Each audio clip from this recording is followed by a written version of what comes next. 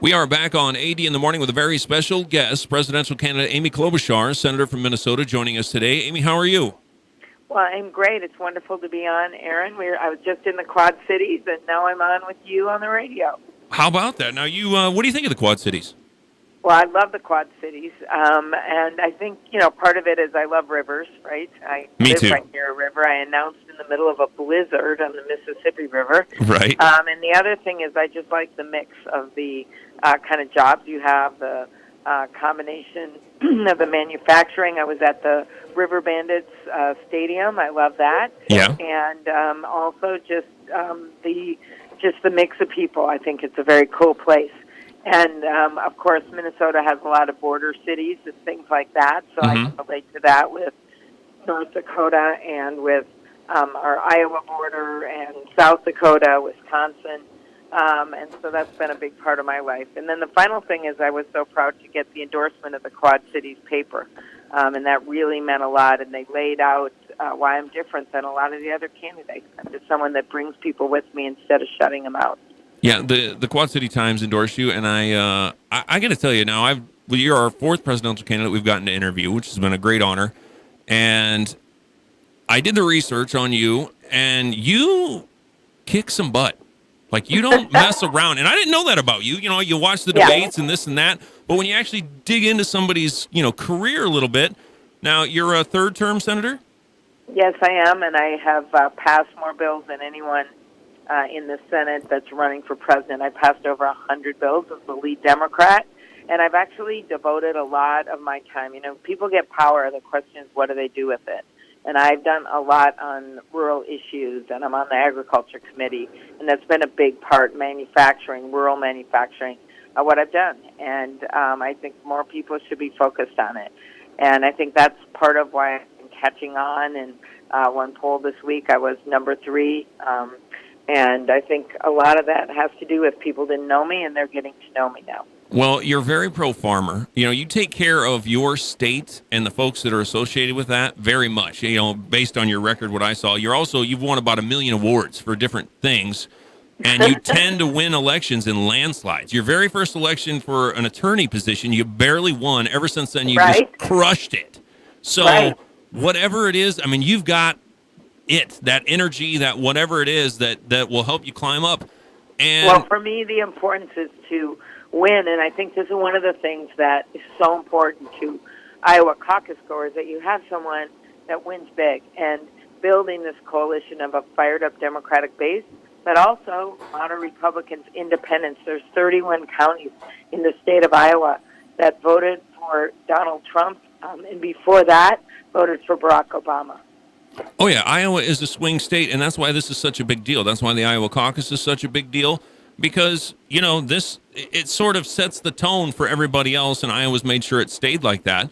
But you get people voting one way or the other, so, it gets hot and heavy around here all the time. Now, this might be the first time you've come through on the presidential election circuit, but we've all seen this, and we've also seen where, that person that was maybe sort of the dark horse at the beginning kind of gaining. Right. And the two people now ahead of you, and I hate to say it like this because I was thinking about this, how to put this question to not sound insensitive, but they're two really old guys. I'm serious. I'm not. Okay, I grew up when Ronald Reagan was president. I was a kid, and I remember, and God bless Ronald Reagan and everything he did. But towards the end of his, second term, Nancy was kind of whispering things in his ear to say on the camera. He was older.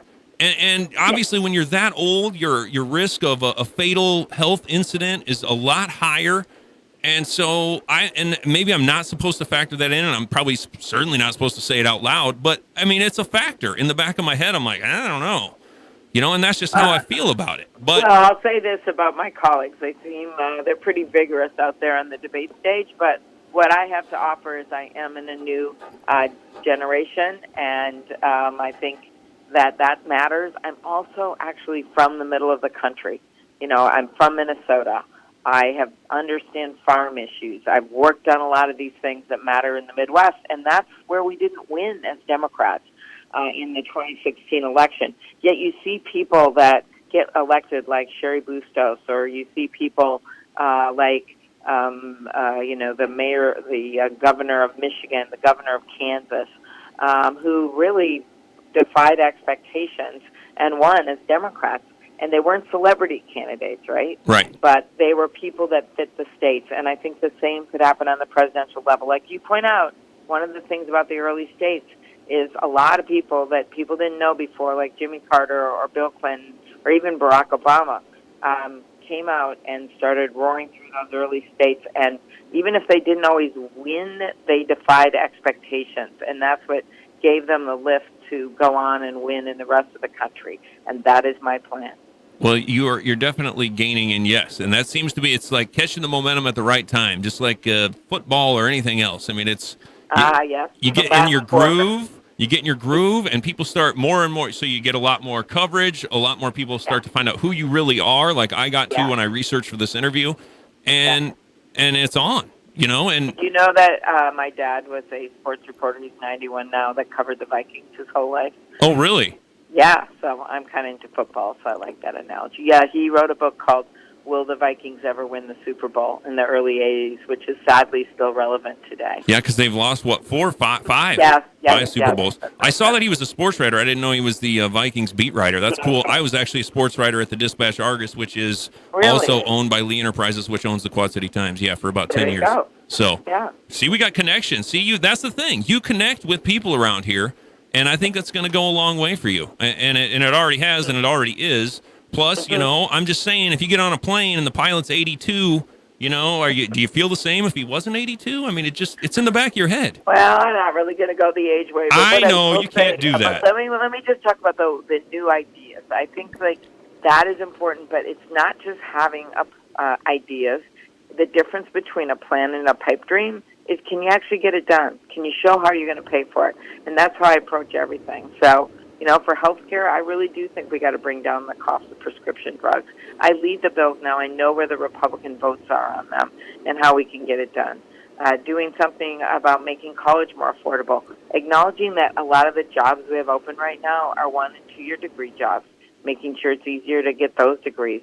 We're going to have not a shortage of MBAs. We're going to have a shortage of plumbers. And we're going to have over 1 million openings for home health care workers. So just making sure that works for people, and whatever education plan we have, that it matches the openings for jobs in our economy. Can I hit you with a hot topic question around here? How do you feel about the tariffs and the trade deals? And if you were president, what would you do with that scenario? Yeah, I wouldn't have gotten us into the mess that he did. I would have looked at much more focused trade negotiations, and I don't rule out using tariffs, but not like he did. And he literally put them on $300 billion of goods, and then he went down to $150 billion. And I'm someone that believes in fair trade agreements. I voted against some, voted for some. But mostly it is all about enforcement. And I had my own experience in northern Minnesota, iron ore mines where my grandpa worked. They'd been shutting down, and so I just brought Barack Obama's chief of staff up there, and we had a big meeting with the mine owners and the steel workers, and they then promised they were going to enforce the laws, and they did. And then we started opening up the iron ore mines and actually expanding them up there. So I think it is a combination of being smart about how you do this, not governing by tweet. But you know what happened, and it affected the John Deere plant workers in Davenport, and it's affected so many of our farmers. The way he did it, a lot of these long-term contracts now have gone to farmers and workers in other countries. So even though he's now trying to fix it, a lot of the damage has been done. And I also don't like the waivers he gave to the oil companies that undermine the renewable fuel standards that I've worked on, actually with Senator Grassley. We did that together. And Senator Durbin and Duckworth in Illinois have been big supporters of the renewable fuel standard. And so it's really been really unexpected the way he's undermined that standard. It's hurt the Midwest. I like you, Amy Klobuchar. I got to tell you. You, like I said, and you brought up Sherry Bustos. Now, she's a semi-regular guest on the show. Well, I love Sherry. And she very much, she actually owes me a beer because we had a bet at the Rock Island County Courthouse. Well, the Rock Island County Courthouse, her husband's the sheriff of Rock Island County. I know. And they've been trying to tear it down, and it's been this hot mess. And so we bet a beer last March that by the end of the year it'd still be standing. And sure enough, it's still there. So I got to catch up with her on that. If you see her, you mention it to her. We'll have to have a beer. I think that's a good idea. See, I like your spirit. That's good stuff. So, one more hot topic question, if you got time for it. Sure. Healthcare. I compare it to Humpty Dumpty all the time because I don't know if there's a perfect fix. There probably isn't. What would you do with what we have going on right now? Well, I would actually not tear up the whole Affordable Care Act. I think that's a mistake because there's some good things in it with protecting people so they don't get thrown off their insurance for pre-existing conditions.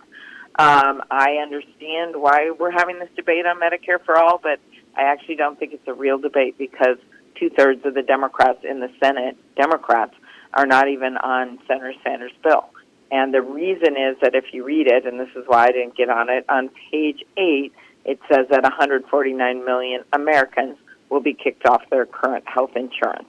And I think the better way is to build on what we have with something called a nonprofit public option, where people have a choice and they can decide if they want to buy into one of these less expensive plans. And I actually think it'll create pressure so the prices will go down. And there's been studies showing like a family of four that make about $100,000, they would see their premiums go in half. And same with a number of other income levels. So I actually think that's the best solution. And then the other piece of it is what I already mentioned, pharma. But here's the things we're not talking about where I have big plans. Addiction, mental health, and then long-term care. That's a huge need. It doesn't just affect our seniors. It affects every family. You know, those are some of the best answers, the best answer on healthcare that I've gotten so far, and detailed. So there you go. And this is what I'm talking about. You kick butt. Anybody, look at the resume of a senator from Minnesota. She's gaining fast, and I don't know. Are you in D.C. right now for the impeachment trial? Well, yeah, and I should be back in Iowa. I never thought I'd be spending the last week away, but I've just got to believe that people that are supporting me, like Cindy Winkler in the Davenport area, and Monica and Rita Vargas. I've got a lot of people in the area. They're going to be out there campaigning for me, as are my regular supporters, because I've got a constitutional duty. That's where I am. I'm hoping to come back one more time on Sunday before the caucuses. I got my family there, that they are coming in to campaign, my husband, our daughter, and we just keep going. Well, that's awesome. I mean, it takes a lot of energy. Yeah. But you're young and energetic. You got that going on. So exactly. Yep. I think it's. I'm a mom. I can do two things at once. So there you go. There you go. That mom's eye for detail too comes in handy when you're trying to figure out things like national health care and whatnot. So. So really good. Well, I hope you do make it back, and best of luck to you, Amy. We sure appreciate your time. And I see, like I said, I really see why you're gaining so fast on everybody else. Oh, well, that means a lot. Just pass on the word. Thank you, Aaron. All right, Amy. You have a great one. Okay. Thank you. Thank you. Bye.